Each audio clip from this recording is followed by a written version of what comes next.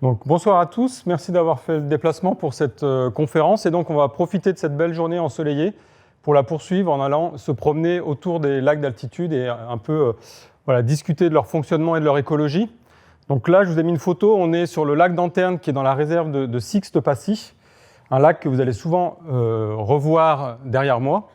Et donc, pour présenter ce sujet, je vais déjà présenter l'intérêt que peuvent avoir ces lacs d'altitude pour l'homme et pourquoi on les étudie. Donc il y a déjà ce caractère paysager, quand on regarde un magazine de montagne, généralement c'est rempli de lacs de montagne. Quand on va faire une randonnée, c'est sûr qu'on apprécie lorsqu'il y a un lac de montagne. Donc il y a vraiment ce volet emblématique des paysages de montagne. C'est également des lacs qui vont pouvoir être utiles pour différentes activités récréatives telles que la pêche de loisirs. On a également certains lacs qui peuvent servir d'alimentation en eau potable, notamment des lacs à proximité des stations de ski. Et puis on a également un certain nombre de lacs d'altitude qui servent à faire de l'électricité via les barrages hydroélectriques. Associés à ces avantages ou ces services pour l'homme, on a également des impacts sur ces écosystèmes. Un impact dont on parle beaucoup actuellement, c'est le changement climatique qui impacte également ces écosystèmes de montagne.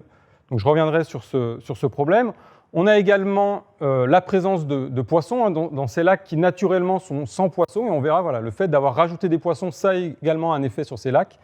Et puis on a également des problèmes de pollution, notamment liés aux pollutions atmosphériques qui partent des plaines et qui arrivent jusqu'à ces lacs. Et donc qu'on connaît encore très mal et qu'on est en train d'étudier. Donc voilà un peu le cadre autour de ces lacs d'altitude et leur intérêt et leur fragilité. Et juste pour être sûr qu'on parle de la même chose, je vais rapidement présenter qu'est-ce que j'attends par lac d'altitude. Donc un lac d'altitude, en écologie, on le définit surtout par sa profondeur. Il faut qu'il y ait une profondeur minimum de 3 mètres, voire plus, pour que la végétation ne puisse pas coloniser l'ensemble du lac. Et on verra également le fait que le lac soit profond, ça va changer la physique et la chimie du lac. Et puis, lacs d'altitude, donc c'est les lacs qu'on considère au-dessus de 1800 mètres d'altitude. En fait, c'est les lacs qui sont au-dessus de la forêt et du coup plutôt entourés de prairies et de roches. On a environ plus de 600 lacs d'altitude dans les Alpes françaises, donc ça fait beaucoup de sites pour les randonnées et pour nous, beaucoup de sites à étudier. La particularité de ces lacs par rapport aux lacs de plaine qu'on connaît bien, comme le lac du Bourget, le lac d'Annecy, c'est qu'ils sont associés à des conditions climatiques extrêmes. Ils sont pris en glace une bonne partie de l'année. Généralement, plus de 6 mois de l'année, ils sont sous la glace. Et puis, donc, la vie qui s'y développe va être une vie adaptée au froid. Une des autres spécificités de ces lacs d'altitude, c'est qu'ils ont un petit bassin versant. Donc, ce qu'on appelle un bassin versant, en fait, c'est tout le territoire terrestre qui est autour du lac et qui fait qu'une goutte qui tombe sur cette surface de terre va ruisseler et descendre jusque là. Donc le bassin versant, c'est l'ensemble du territoire d'où l'eau qui tombe va alimenter le lac. Et donc, une des spécificités de ces lacs d'altitude, c'est qu'on a des petits bassins versants, très pentus, et donc on a une réactivité très rapide entre le moment où une goutte tombe sur le bassin versant et ruisselle jusqu'au lac, c'est très très rapide, et donc très rapidement, on peut avoir des changements dans le lac. Une partie de cette eau qui tombe va aussi être stockée sous forme de neige pendant tout l'hiver et fondre rapidement. Et ça également, ça fait que les lacs d'altitude n'ont pas le même fonctionnement que les lacs de plaine. Donc voilà un peu le cadre en termes de définition. Ici, on est au lac Cornu, donc dans les Aiguilles Rouges. Vous reconnaissez le Mont Blanc derrière, et donc on est juste derrière la station de ski qui est de l'autre côté du col. Comment naissent ces lacs d'altitude? Pour la majorité des lacs, ils sont créés en fait suite au retrait glaciaire. Et surtout, ils ont été creusés en fait pendant l'avancée des glaciers. Donc les glaciers, souvent, on imagine un bloc de glace posé en haut de la montagne et qui est immobile. Mais en fait, un glacier, c'est quelque chose qui est mouvant. En fait, la neige va s'accumuler au sommet de la montagne et ce poids, donc ces tonnes de glace, vont appuyer sur le glacier et vont le faire descendre. Et la partie qui va descendre, elle va fondre en fonction de la température. Donc si on se met sur un glacier, et on reste plusieurs dizaines, plusieurs cinquantaines, centaines d'années, et bien en fait on va descendre avec le glacier. Et lorsque le glacier en fait descend, ce poids de la glace va racler la roche et va éroder et créer des cuvettes, des sous-pressions.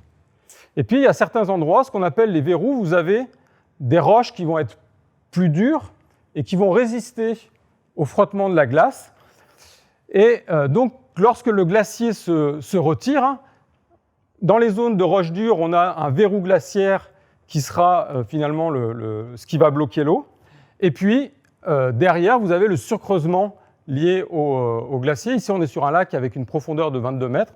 Et une fois que le glacier s'est retiré, eh bien, cette cuvette va se remplir d'eau et c'est ce qui forme la majorité des lacs d'altitude.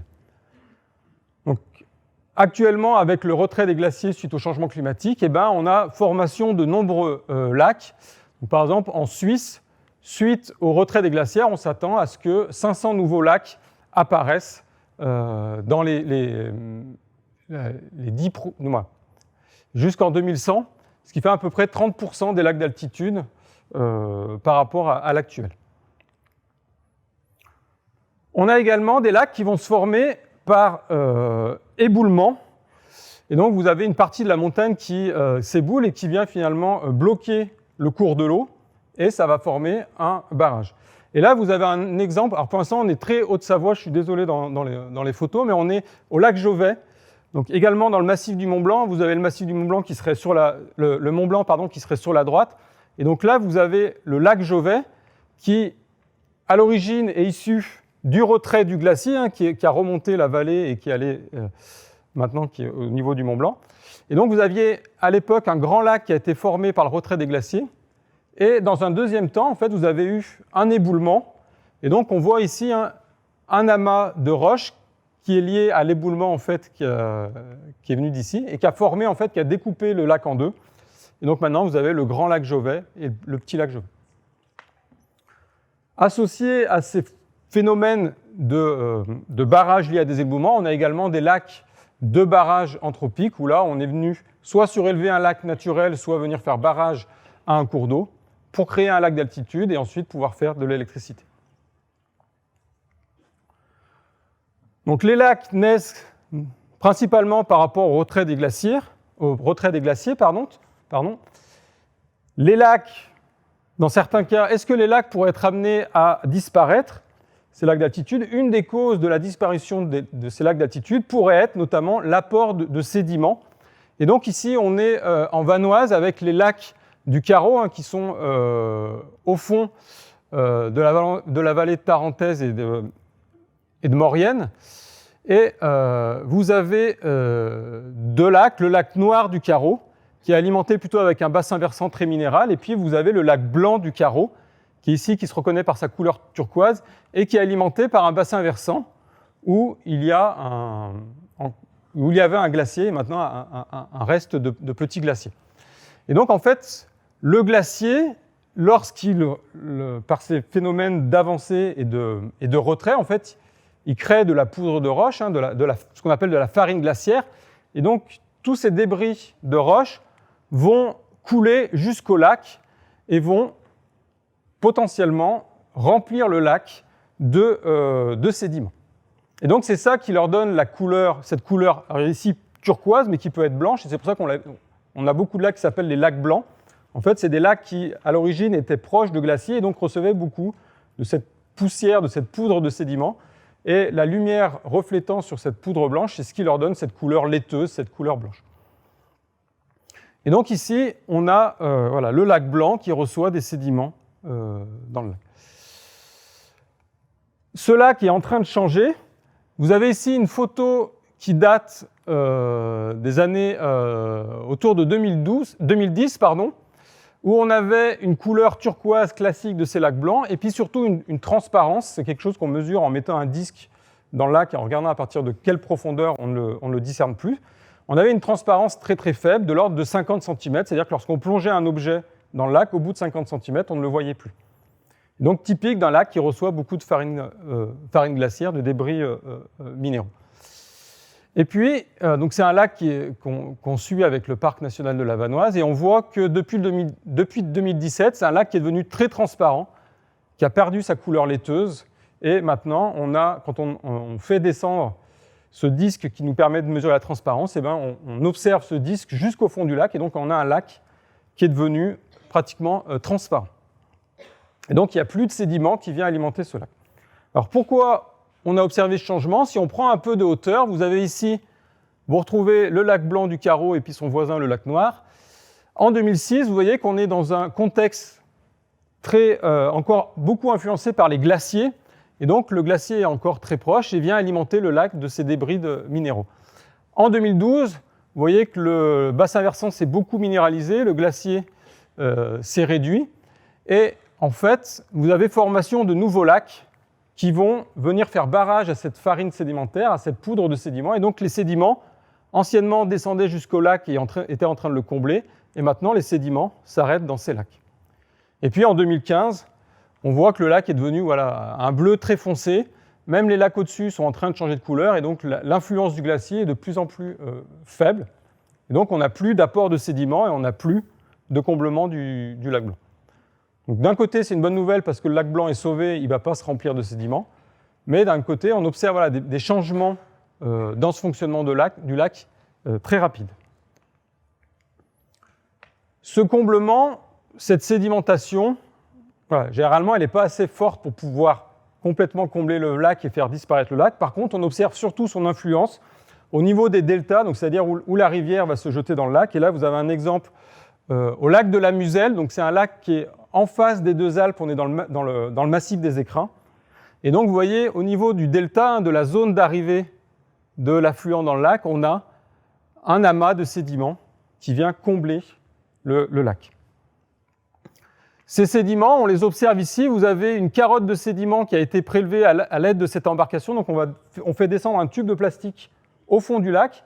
Et en fait, on remonte le sédiment. Et donc, on observe toutes ces couches. On a ici des couches supérieures qui viennent d'être déposées il y a quelques années.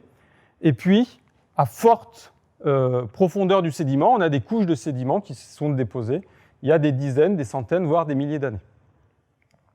Alors, ces processus de sédimentation, d'apport de débris, de roches dans les lacs, un lac bien connu qui est aussi le lac Léman, on voit ici, on est sur le delta de l'Adrance, et donc on voit la formation, une formation terrestre qui est liée à cet apport des sédiments. Et puis là, au niveau de l'arrivée du Rhône dans le lac Léman, toute cette zone faisait partie du lac Léman, et petit à petit, elle s'est comblée pour donner des écosystèmes terrestres.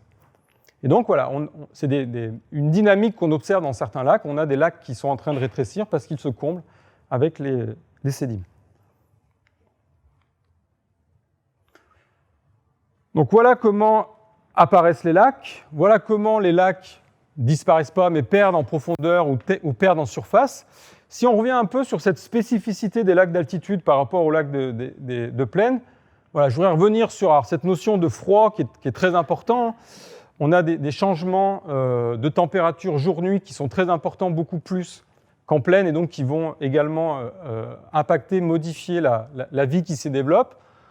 On a également cette influence du manteau neigeux qui font que, à un moment très court, actuellement, là, au printemps, on a la fonte de la neige qui se fait en quelques semaines et qui vient apporter beaucoup d'eau dans le lac. Et donc ça va également avoir des influences. Et puis également, ce qu'on observe de plus en plus souvent, et j'y reviendrai, c'est également l'influence des orages, avec ces orages qui peuvent être très violents en montagne. Et donc, on verra qu'un orage peut changer le fonctionnement d'un lac pour le reste de la saison. On a également des bassins versants typiques des milieux d'altitude, des milieux avec une forte pente. Donc là, on est sur le lac de la Muselle, qui est ce fameux lac en face de la station des deux Alpes dans les Écrins. Donc un bassin versant très pentu, des surfaces plutôt minérales. Et puis également, dans un grand nombre de lacs d'altitude, on a une forte influence des glaciers ou à minima du permafrost, qui est ce sol qui est gelé en permanence. Et ce qu'on observe, c'est que ce permafrost a également tendance à fondre. Et donc, on avait jusque-là des sols qui étaient globalement assez inertes, qui avaient peu d'impact sur le lac, parce que finalement, ils retenaient l'eau sous forme de gel toute l'année, on a ce permafrost qui fond, et du coup, on a des apports d'eau qui sont modifiés. Et puis, on a également des activités humaines. Souvent, on a cette vision des lacs d'altitude, ces milieux un peu isolés, préservés loin de tout. On a également du pastoralisme. On verra qu'on a du pastoralisme depuis très longtemps. On a potentiellement eu également des coupes forestières qui ont modifié le paysage. On a les refuges, du tourisme, une activité de pêche avec des apports de poissons. Et donc, toutes ces activités humaines peuvent modifier le fonctionnement du lac. Et puis ensuite, on a également ces pollutions qui viennent de la plaine et qui retombent jusqu'à nos lacs. Donc voilà, un contexte très particulier et qui, juste à un moment, était peu étudié. Il y avait quand même, ce n'était pas des milieux complètement isolés en termes de recherche, mais on s'est beaucoup focalisé sur les lacs de plaine et finalement, on s'est intéressé à ces lacs d'altitude depuis moins longtemps. Alors, pour bien comprendre comment fonctionne un lac, ce qui est important, en fait, c'est surtout de comprendre ce qui se passe en profondeur.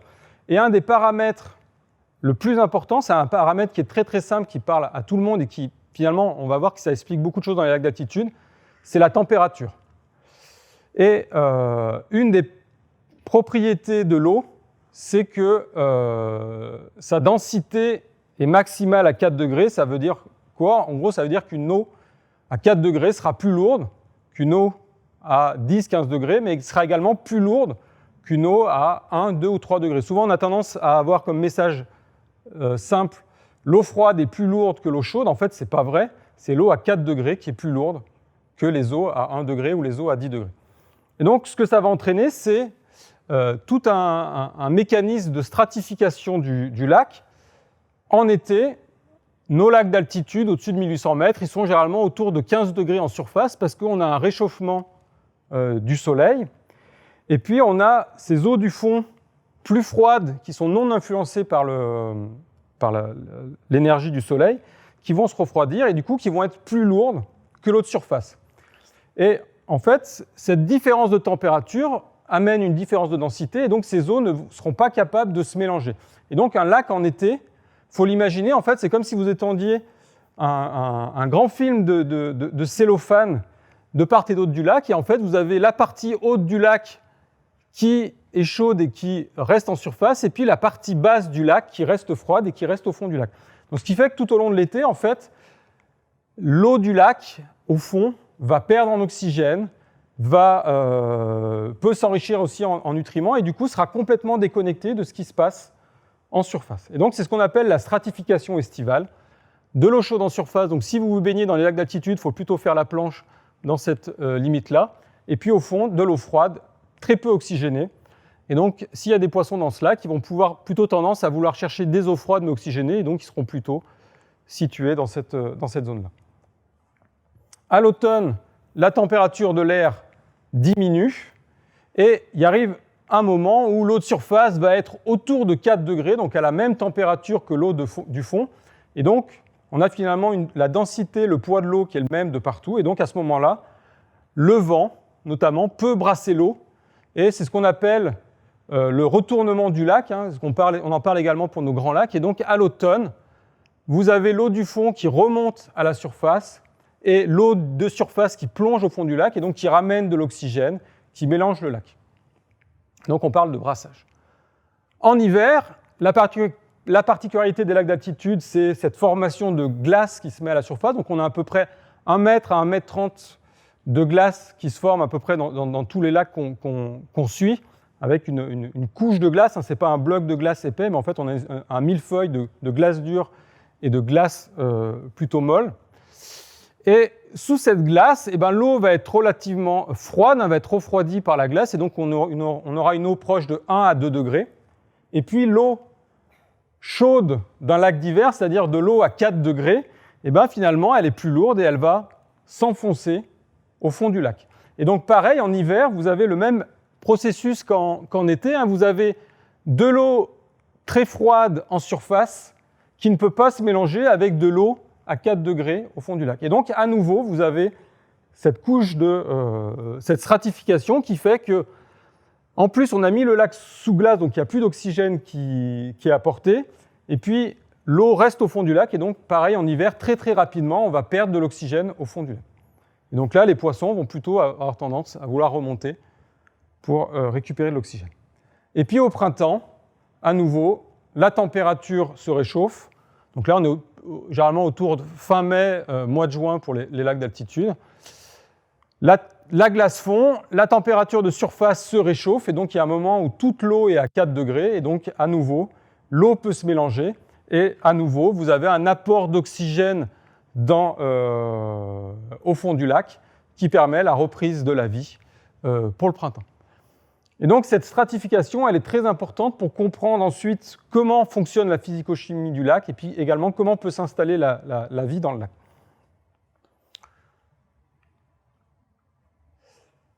En parlant de vie dans le lac, qu'est-ce qu'on y trouve? Donc je vous ai dit, c'est des milieux qui sont très très froids, donc relativement peu propices aux vivants. En plus, c'est des milieux relativement pauvres en nutriments. On est sur des sols très minérales, donc il y a peu d'éléments, peu d'azote, peu de phosphore qui arrivent dans ces lacs. Et souvent, on est dans des conditions de vie extrêmes. Et on va plutôt avoir du vivant de petite taille. Et notamment, voilà, si on s'intéresse au milieu du lac, on a deux groupes principaux. On a le zooplancton, donc c'est le plancton animal, donc des petites formes, notamment de crustacés. Il faut avoir l'image de toutes petites crevettes.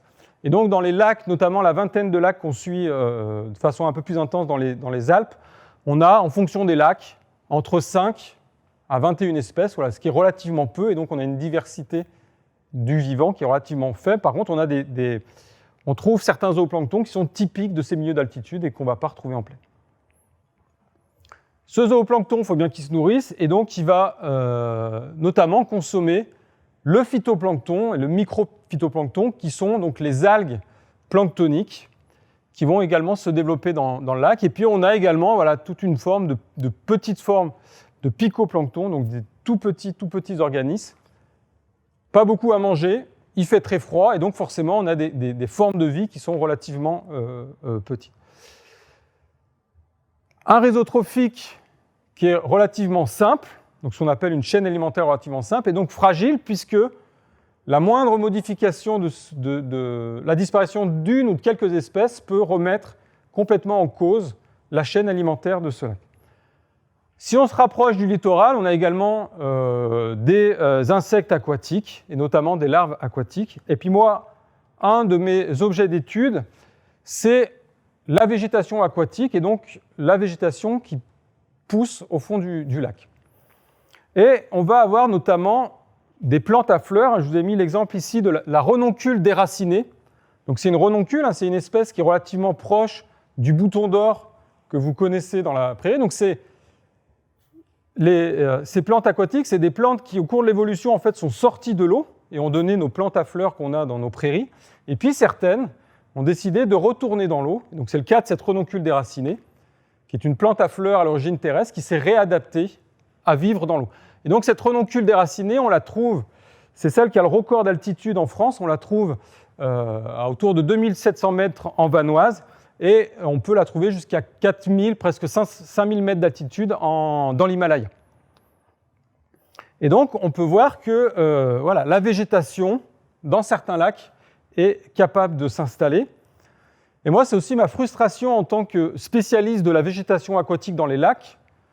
Généralement, pour les écosystèmes terrestres, on les nomme en fonction de la végétation qui y pousse. Et donc, tout le monde voit un ébouli, il n'y a pas de végétation, une prairie, il y a une végétation relativement faible, une forêt, il y a beaucoup de végétation, parce qu'on sait que cette végétation, elle va avoir un impact fort pour l'écosystème. Et moi, c'est un peu mon petit, ma petite bataille dans la recherche des milieux aquatiques. Le problème, c'est que ça, on appelle ça un lac, ça, on appelle ça un lac, et ça, on appelle ça un lac, parce qu'il y a de l'eau, mais qu'on voit qu'en termes de végétation, ce n'est pas du tout la même chose, et donc forcément, dans un milieu sans végétation aquatique, vous aurez une faune relativement peu riche. Et puis ici, c'est un peu notre forêt des lacs. Et donc là, vous avez une végétation qui va pouvoir abriter un grand nombre d'animaux. Et donc, voilà ce qu'on observe sur les lacs d'altitude. Et puis, ce qu'on a remarqué également avec des suivis relativement anciens, c'est qu'on a une remontée de la végétation dans les lacs d'altitude, notamment avec le changement climatique. Et puis avec certaines pratiques Et puis, autour de ces lacs, on a notamment, ici on est sur le lac Merlet supérieur, hein, donc qui est juste derrière la station de Courchevel. Et donc c'est un lac où on voit que la végétation progresse fortement pour former voilà, des herbiers qui sont maintenant fortement visibles. Et là, on est sur le lac du Mont-Charvin, donc qui est au-dessus du Gine, en Savoie, où vous avez ici un magnifique herbier qui remplit la totalité du lac. Et donc une faune associée relativement riche. Et voilà l'image classique qu'on avait des lacs de montagne, avec plutôt des lacs peu végétalisés. Donc je vous l'ai dit, nous ce qu'on pensait, c'est que les gens avaient une vision un peu de ces lacs d'altitude un peu idyllique, avec des milieux qui sont préservés de tout impact humain, de toute activité humaine. Et donc récemment, l'année dernière, on a fait une enquête dans ce réseau Lac Sentinelle, là, je vous parlerai à la fin. On a fait une enquête auprès du grand public, hein, on arrivait à recenser 750 personnes. Et donc on leur a demandé, à votre avis, est-ce que ces lacs d'altitude, est-ce qu'ils sont préservés ou non des activités humaines, et puis, sinon, voilà, quelles sont les activités que vous pensez qui les affectent. Et à notre surprise, finalement, on s'est rendu compte que voilà, les gens avaient conscience qu'on était quand même dans des milieux où il y avait des impacts des activités humaines. Et donc, on retrouve principalement, ici, je vous ai mis voilà, les mots qui ressortent de ces 746 réponses. Hein, on retrouve voilà, les problèmes de pollution, de déchets qui sont mis en avant par les gens.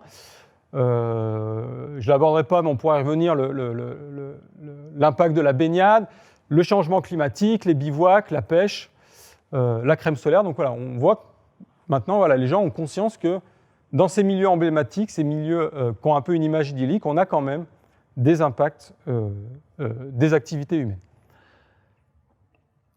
Alors, ces impacts des activités humaines, ce n'est pas nouveau. Ici, je vous montre un exemple sur le lac d'Anterne. Hein, on retourne en Haute-Savoie.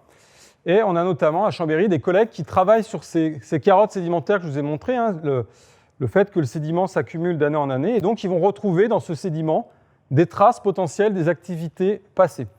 Et ici, c'est une collègue qui s'est intéressée et qui allait chercher si on retrouvait de l'ADN de bétail au fond du lac dans ces différents sédiments. Et donc, c'est voilà, un graphique un peu compliqué, hein, mais vous avez ici le petit âge du bronze jusqu'au temps actuel, et vous avez ici des marqueurs de présence de bétail et de vaches. Et donc, ce qu'on s'est aperçu, c'est que dès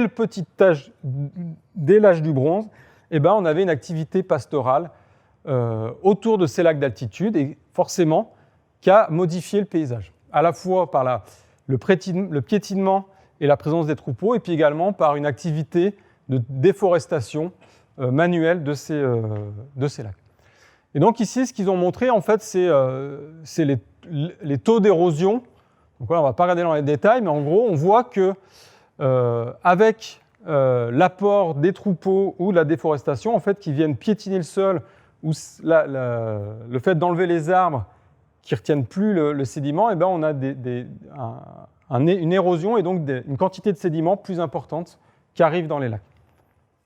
Et donc, on arrive comme ça à retracer, pour quelques lacs, comment les activités autour du bassin versant ont pu impacter le fonctionnement de ces lacs. Un enjeu plus récent, hein, qui est le changement climatique, hein, tout le monde en a entendu parler. Et là, vous avez une étude qui a porté sur des lacs sur l'ensemble du monde. Et voilà, ce qu'on a observé depuis les années 1985 aux années 2010, pour l'air, on a une augmentation de plus 0,25 degrés par décennie. Et donc, voilà, tous les 40 ans, on augmente d'1 degré la température de l'air. Les océans, c'est très grand, il y a une inertie, ce qui fait que l'effet du réchauffement climatique est plus faible. Par contre, on voit que les lacs sont plus impactés que l'air. Et nos grands lacs de plaine, c'est environ 0,34 degrés d'augmentation par décennie. Et les écosystèmes les plus impactés par le réchauffement climatique, en fait, c'est les lacs qui sont gelés en glace une bonne partie de l'année. Donc, ça concerne nos lacs d'altitude. Pour les lacs d'altitude, en moyenne, on augmente d'1,5 degré tous les 10 ans. Et donc, voilà, cette augmentation de la température, on va voir que ça va avoir une influence sur le fonctionnement du lac. Et donc, voilà, Je vous parlerai également du réseau Lac Sentinelle. On l'a appelé Lac Sentinelle parce qu'on est, on est sur des écosystèmes qui sont un peu sentinelles du changement climatique, puisque c'est des systèmes qui sont parmi ceux les plus impactés par le réchauffement climatique, entre autres. Et donc ce réchauffement climatique, il va avoir différents effets. Il va changer la température du lac, il va changer la période de prise en glace, et il va changer également ce qui se passe sur le bassin versant. Et donc les glaciers vont fondre, le permafrost vont fondre, et donc ça entraîne de l'eau froide, et ça modifie les lacs. Et puis ça également apporte du sédiment associé au retrait des glaciers et du permafrost. Un exemple assez parlant pour parler de l'effet du changement climatique sur les lacs, c'est l'exemple du lac d'Harpon, donc qui est en Vanoise, en dessous du glacier de l'Harpon, à proximité du refuge de l'Harpon. Et donc vous avez un lac qui est suivi fortement depuis un peu moins d'une dizaine d'années. Et donc c'est un lac blanc, puisque le glacier était relativement proche. Et donc on est sur un lac qui, initialement, était de couleur blanc avec une transparence très très faible.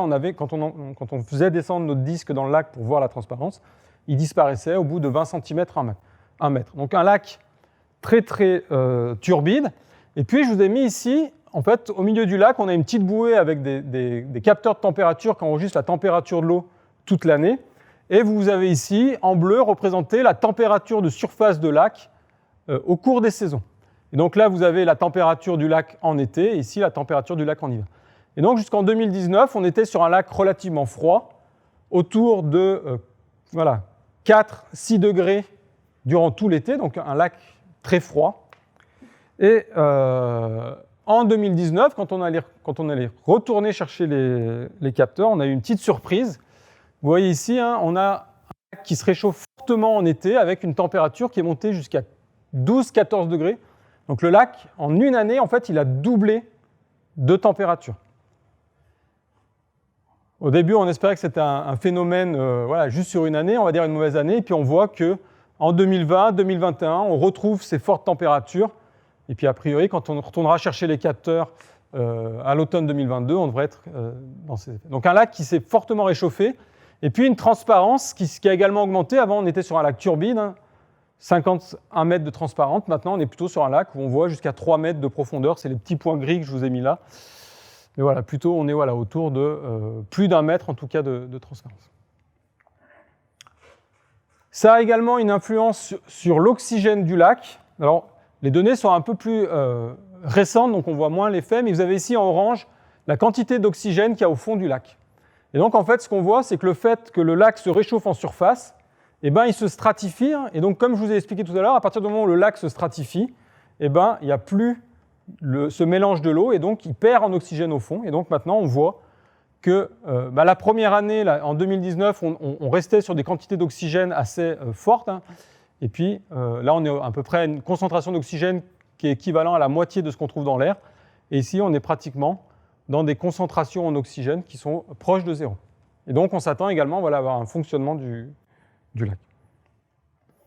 Alors, ce qui nous a également interrogé, c'est cet effet brutal, le changement climatique. On a plutôt un effet qui est graduel, même si ça augmente très très vite. Quand vous regardez l'évolution des températures de l'air, on a quelque chose qui augmente graduellement, et donc on s'attendrait à ce que nos lacs augmentent aussi graduellement. Et du coup, c'est pas ce qu'on a observé. Finalement, on a un effet, un changement brutal des températures. Et comment on l'explique ? Si on prend un peu de recul, vous avez ici le lac de l'Harpon, ici à une période où il était encore fortement connecté, où le glacier n'était pas très loin, et en été, on avait de l'eau qui coulait du glacier et qui venait alimenter le lac. Et plus récent, on voit que le glacier est un peu plus loin, et puis surtout, on voit qu'en été, en fait, ce torrent qui provient du glacier ne coule plus et n'alimente plus le lac en eau froide. Et donc, si on prend un peu plus de recul, vous aviez ici, en 2006, un lac blanc, on voit bien cette couleur gris blanchâtre typique des lacs associés au glacier, et puis le glacier relativement proche qui, l'été, lorsqu'il fond, alimente le lac en eau froide. En 2016, le glacier, petit à petit, s'est reculé, jusqu'à un moment où, en fait, l'eau qui fond ne descend plus jusqu'au lac, mais en fait contourne ici, par la gauche, où la pente est plus pentue. Et donc, depuis 2019, ce changement de température est lié au fait que finalement, l'eau du glacier ne vient plus dans le lac, mais court-circuite. Et donc voilà, très brutalement, on a un lac qui se réchauffe. On a également un lac qui devient beaucoup plus transparent. Donc le soleil va réchauffer d'autant plus l'eau. Et donc on s'attend à ce que ce réchauffement soit encore plus fort les prochaines années. Donc ça, c'est un exemple assez unique, j'ai envie de dire même au monde, d'une observation aussi marquée de l'effet du changement climatique, comment ça peut influencer de façon brutale le fonctionnement d'un lac. Donc c'est important après également en termes de gestion, en termes de compréhension de ces lacs, puisqu'on voit que très rapidement, on peut faire basculer le lac et donc perdre les propriétés, les intérêts d'un lac blanc. D'où l'intérêt de mieux connaître ça pour essayer de limiter cet impact. Autre exemple également associé au changement climatique, c'est l'augmentation des orages qui sont de plus en plus fréquents, de plus en plus violents, et qui peuvent également avoir une influence sur les lacs. Donc là, on est au lac de la Muselle, donc dans le massif des Écrins, et vous avez ici le lac en été en situation normale, et là, vous avez le lac quelques jours après. Entre-temps, il y a eu un orage. Et donc, en fait, ces orages violents ont entraîné un ruissellement des sédiments qui est venu rendre ce lac de couleur turbide, typiquement des lacs blancs. Donc, voilà, quelque chose qu'on observe de façon assez brutale. Et si on regarde, alors, c'est un peu complexe, je n'ai pas nettoyé les données, mais là, en fait, vous retrouvez les températures de juillet à septembre de l'année 2014, où il y a eu relativement peu d'orages. Et en noir, c'est la surface du lac. En bleu, c'est le fond du lac. Et donc, vous avez un lac relativement chaud en surface avec des variations journalières ou à l'ordre de semelle. Et puis, au fond du lac, vous avez quelque chose qui est relativement stable puisque le lac est stratifié, le lac reste. Et qu'est-ce qui se passe? Là, on retrouve bien, l'orage, il a lieu ici, à ce moment-là. Et en fait, ça vient rendre le lac turbide. Donc, il est plus réchauffé par le lac. En plus, on a toute cette arrivée d'eau très violente. Et donc, ce qu'on s'aperçoit, c'est que l'eau de surface passe au fond et vient réchauffer le fond du lac. Et donc, on a un lac qui s'est réchauffé au fond, qui s'est refroidi un peu en surface. Et ce n'est pas un effet qui est juste ponctuel, mais on voit que finalement, cette eau chaude au fond du lac va rester tout au long de l'été, et donc va avoir également une influence sur la vie qui s'y développe au fond du lac. Et donc, ça, c'est des choses auxquelles on s'attend de voir de plus en plus souvent avec ces orages plus fréquents et plus violents. Autre impact ou effet des activités humaines sur les lacs, c'est la présence des poissons. Naturellement, un lac d'altitude est sans poissons, puisque les poissons ne peuvent pas coloniser et arriver jusqu'à ces lacs. Et donc, naturellement, on avait des lacs sans poissons. Et les poissons ont été mis dans ces lacs pour différentes raisons, et principalement pour la pêche de loisirs, alors, notamment des salmonidés, comme la truite, des espèces plutôt associées au milieu d'eau froide. Et donc, en fait, on rajoute un prédateur, qui est le poisson, dans un lac où jusque-là, il n'y avait pas, ou en tout cas moins de prédateurs. Et donc, ce qu'on observe, en fait, vous avez ici, on va dire la chaîne alimentaire ou le réseau trophique d'un lac naturel sans poissons. Et donc, les grosses bestioles qu'on trouvait, c'était surtout du triton alpestre, de la grenouille, et puis beaucoup des têtards, beaucoup d'insectes qui se développent dans ce lac, du zooplancton, des grosses formes de zooplancton, du phytoplancton, et puis des oiseaux, notamment des chauves-souris, qui viennent s'alimenter au bord de ce lac. Et donc, quand on rajoute un poisson, des poissons, qu'est-ce qui va se passer? Ils vont en partie consommer les larves d'amphibiens, ils vont consommer les grandes formes de zooplancton, et la chaîne alimentaire va être modifiée, et ça va surtout favoriser le phytoplancton, qui n'est plus consommé par le zooplancton. Et donc, on observe dans certains cas un verdissement de certains lacs, c'est-à-dire que le lac se colore en vert, lié à une augmentation de la quantité de plancton, d'algues, dans ces lacs. Autre effet qui a été remarqué, c'est que certaines études, alors notamment en Espagne et en Italie, en fait, ils ont essayé de voir si on enlève le poisson de certains lacs, qu'est-ce qui se passe? Donc, c'est des des méthodes donc, de désempoissement. Donc ça se fait avec les pêcheurs, hein. Ils y vont avec les cannes à pêche, ils mettent des nasses. Et l'objectif, c'est d'enlever le maximum de poissons. Et donc là, vous avez un résultat, alors voilà, un peu plus exotique, hein. On est au centre de l'Espagne, sur ce petit lac là, donc un lac relativement petit où c'était possible d'enlever les poissons. Et donc vous aviez ici, je vous ai représenté le nombre d'espèces d'insectes dans ce lac. Et donc jusqu'en 1998, avec la présence de poissons, on avait globalement moins de 10 espèces d'insectes qui étaient présents dans ce lac. La période où on a enlevé les poissons, et donc très rapidement, donc ça c'est plutôt la bonne surprise, on se rend compte que les insectes reviennent coloniser ce lac, et donc on double le nombre d'espèces d'insectes, et donc on est autour de 20-25 insectes. Donc ce qui montre à la fois que le poisson peut impacter la biodiversité de ces lacs. La bonne nouvelle, c'est que voilà, si on restaure certains de ces lacs, eh ben, on peut retrouver la biodiversité qui était présente dans ces lacs.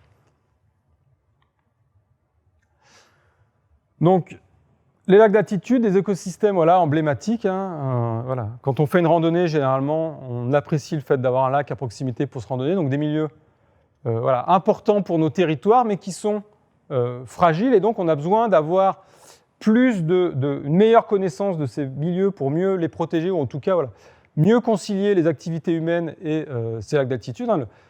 L'objectif, ce n'est pas de mettre la montagne sous cloche, mais c'est bien voilà, d'arriver à concilier les différentes activités avec ces lacs.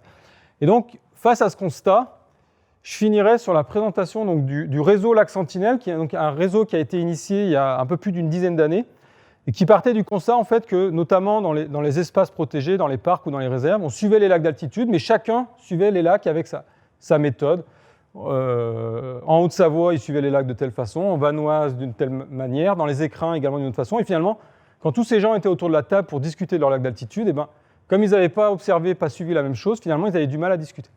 Et donc, de ce constat, ce qui a été décidé, c'est de mettre en place un suivi commun sur l'ensemble des Alpes de ces lacs d'altitude. Donc, ça a été dans les années 2010, hein, ces premières réunions, on met les scientifiques, les gestionnaires autour de la table, et puis ce réseau a grandi, et maintenant voilà, on a un réseau qui se développe sur l'ensemble des Alpes avec des acteurs qui sont très différents. Hein. On a à la fois des gestionnaires d'espaces protégés, hein, les parcs nationaux, les réserves de Haute-Savoie. On a également des laboratoires de recherche de l'Université de Savoie, mais également d'autres universités. Et puis on a également d'autres acteurs qui sont intéressés par les lacs d'altitude. On a EDF qui gère une partie des barrages hydroélectriques. On a les fédérations de pêche qui sont également associées à ces discussions. On a la communauté de communes de l'Arvan qui gère des lacs où également il y a une problématique d'eau potable. Et puis on a voilà, différents financeurs. Ici, je passerai très vite sur cet aspect-là. Et donc on suit. Donc ça, c'est des infos que vous pouvez trouver facilement sur Internet en tapant lac Sentinelle dans votre moteur de recherche préféré. Donc vous avez ici l'ensemble des lacs qui sont suivis tous les ans. Donc de la Haute-Savoie jusqu'au Mercantour. Maintenant, on s'est également développé dans les Pyrénées. On a associé les Pyrénées. Donc on suit voilà, différents paramètres. Et c'est ce qui vous a permis de vous montrer ces différents résultats. Avec des capteurs qu'on laisse dans l'eau associés à une bouée et puis des prélèvements qu'on vient faire en automne. L'objectif de ce suivi, c'est également voilà, de valoriser auprès du grand public, auprès des gestionnaires. Donc tous les ans, en fait, on fait une carte d'identité des lacs d'altitude. Et donc, voilà, sur Internet, vous pouvez retrouver pour chacun des lacs qu'est-ce qui s'est passé au cours de l'année. Donc, c'est des commentaires qui sont vulgarisés sur le fonctionnement de tous ces lacs. On a également un appui sur des questions scientifiques un peu plus précises. Notamment, actuellement, il y a pas mal de suivis qui sont faits sur l'impact des polluants sur les lacs d'altitude. Donc, si vous voyez ce type d'embarcation, hein, c'est des canoës gonflables avec 2 échelles et puis un filet, parce qu'on y monte à dos d'homme, donc il faut un truc un peu... Ça paraît bricolé, mais ça marche très bien. Et vous avez un grand filet, et donc les collègues font des tours sur les lacs d'altitude pour récupérer les microplastiques et voir voilà, la quantité de microplastiques qui sont amenés sur ces lacs d'altitude par l'atmosphère. Voilà, différentes études également, je ne rentrerai pas dans les détails. Et puis, un objectif comme ce soir, c'est également voilà, de faire de la diffusion auprès du grand public. Donc voilà, régulièrement, on fait des articles dans des revues de montagne. On a des posters qu'on vient mettre dans les maisons des parcs ou dans les refuges. On avait participé à la COP23. Et puis, voilà, on anime des ateliers autour des lacs d'altitude. Donc voilà, donc si vous voulez en savoir plus, alors je vous invite à poser des questions tout de suite après, et puis surtout à aller voir le réseau Lac Sentinelle pour aller chercher un peu plus d'informations. Merci de votre écoute, et je suis disponible pour toutes les questions que vous aurez.